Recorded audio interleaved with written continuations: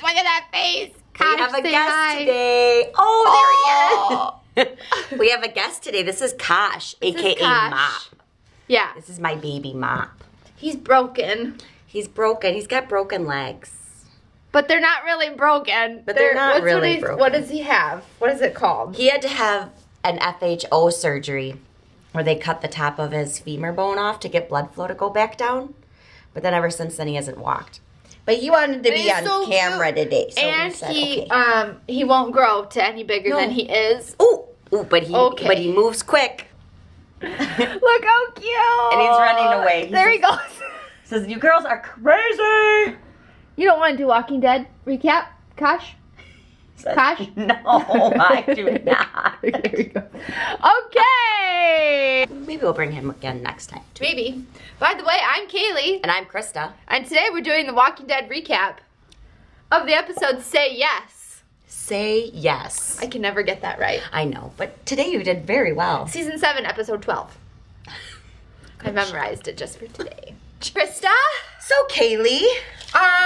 Overall, I feel like it was like a builder up episode. Yeah. So next week obviously is going to be like bam. Right. So the calm before the storm. It was a good feel good episode. Like you felt good, you know what I mean? It was yeah. Well, they Michonne and Rick were all lovey-dovey and Rick didn't want to go back to the reality of the community and life and all that stuff, so he wanted to stay with Michonne as long as possible. Yep. Yeah, it was like feel good. They were doing it like crazy. Yeah. Talking about Michonne and Rick, talking about Rick being in charge when after Negan is done. Yes. That was a good talk. Good talk. Yeah, it was. It was interesting. Rick doesn't want anything to do with being in charge anymore. I think he's done it so many times and he's seen what the perils of it are and the hardships of it are and how it can go bad so quickly when you're in charge. And I guess he just doesn't want any part of that. He just wants him and Michonne to be together. And it was almost, I was feeling like when he kept saying he didn't want to go back, Yeah. I was almost feeling like he was thinking he just wanted them two to run away together and just forget all about all of it and just take off and like start over from scratch where they used to be, seasons ago when it was just easy and there was no wars going on or anything like that. I feel like he almost just wanted to just escape. Yeah, I kept wondering. I even wrote that down. I was like, why does he keep putting it off? Like, he really did not want to go. No. And he didn't want the honeymoon to end. Their, like, sexcation, they were all calling it. Yeah. They didn't want it to end, which who does? Who does? I have notes. I'll get mine open. Get your notes open. There we go. Because I didn't take many. Like I did, but it was mostly like what was going on. Yeah. Oh, my tummy. Your stomach? That was my tummy. I haven't eaten breakfast yet.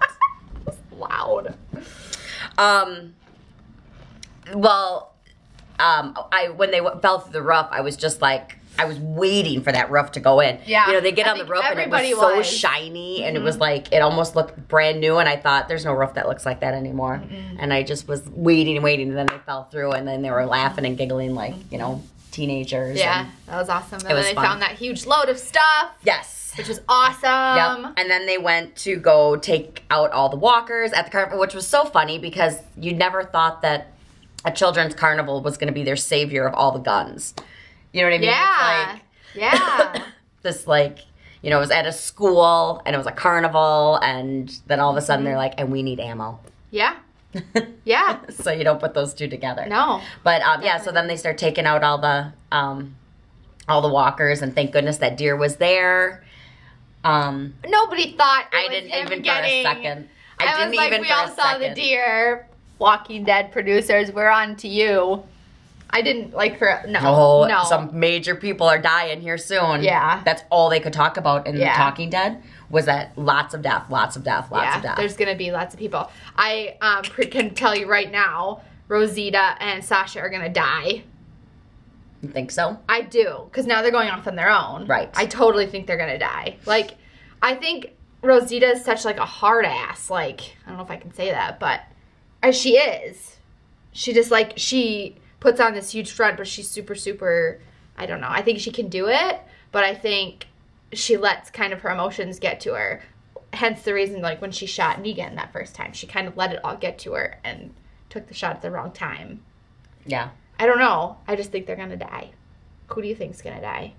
Oh, I'm pretty afraid to start naming names. Are you serious? I think it's going to be some big ones. I think we're losing some cast members. Like, big? I think so. Like Rick, Michonne, Daryl, What? Carol. Like, someone big is going, I think. I just have that inkling. I just have that feeling that it's going to happen. And it might not happen for a little bit here, but, you know, I mean, once the war starts, I think that we're going to lose some major cast members in the war. A lot like we did with the governor. Yes. We lost so many people. Yeah. It's the best show ever. Best. Gosh. Oh, and then I guess. Why were their hands bound? What was that all about? The walkers that Michonne was killing, a lot of them had their hands bound. I didn't understand how that happened. Because, like, the military was at the carnival. Yeah, there were I saw layman people, just regular people at the carnival. And then there were people that must have been tied up and... Well, it's like they said. They were like, this happened early. Right. So maybe they didn't know how to deal with... Maybe they were tying people up. Yeah, I don't know. Like Michonne had said in the beginning, you know, we don't know if this was walkers or other people, but obviously a war had happened there. Yeah. But yeah, when I saw the bound hands, I just thought, yeah, I don't know. I didn't see that. And then, what do you go ahead. say? Oh, I was just going to talk about Tara telling Rick about that Oceansiders. Oh, yeah. Well, we think. I'm going to guess she's telling him that. Yeah, she's going to tell. She has to. And they're tough. So, they're tough. Yeah, they're tough. So if they can get them on their side, they will have a really good alliance with them. And that will be a really good team. But they're going to be pissed when they find out that Tara told on them. Yeah. So, yeah, that's going to be tricky. We'll see how that goes. But Rick is really good at that. He's good at negotiating deals and you know. So, after Rick and Michonne were leaving and Michonne thought that Rick had died, the look on Michonne's face, she changed like a dime like Carol and went into, I don't want to fight anymore. I don't want to do this anymore. Yeah, she did. And that worries me because she's a strong fighter and they need her. So she needs to pull it together, do what needs to be done for the better good, and So, yeah, I think next week will be a really good episode. I'm excited. And then the last episode is April 2nd. It's so sad. But in 2 weeks, we're going to meet Jeffrey Dean Morgan. And just found out yesterday. Maggie. Yeah. Cohen. Lauren Cohen. Thank you. She sent me a text yesterday that she had just, must have just posted that she's going to be at Comic-Con or Wizard World in Chicago. Walker Stalker. I can't get it all right. Okay. We're going to both.